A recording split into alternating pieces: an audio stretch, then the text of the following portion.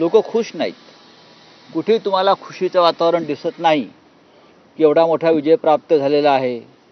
हां, स्वतः काळजीवाहू मुख्यमंत्री नाराज होऊन त्यांच्या गावाला गेले आहेत अमावस्येच्या मुहूर्तावर. त्या अमावस्येचं काय महत्त्व आहे मला कळत नाही. त्यांच्या गावात कोणती देवी आहे.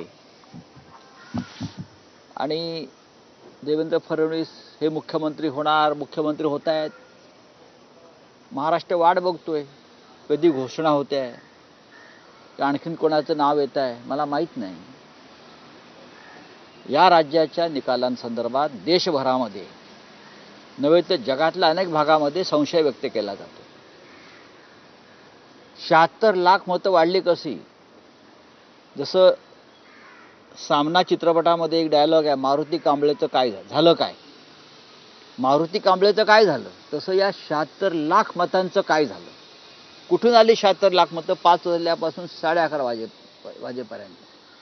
त्याच पद्धतीनं हरियाणामध्ये 14 लाख मतं वाढली होती.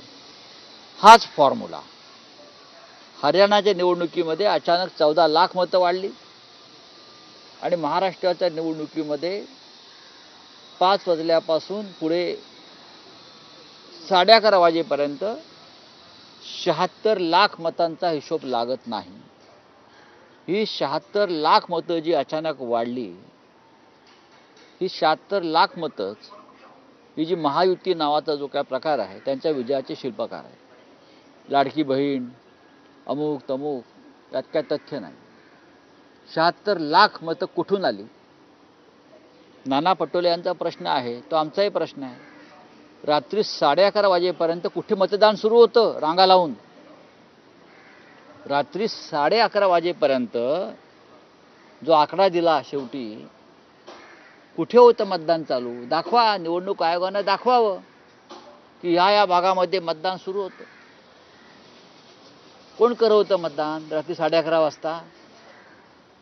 हरियाणामध्ये 14 लाख मतं वाढली आणि भारतीय जनता पक्षाचा विजय झाला.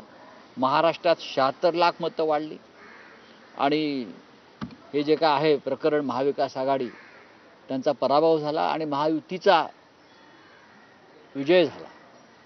हा विजय खरा नाही. बाबा आढाव आणि त्यांच्यासह असंख्य लोक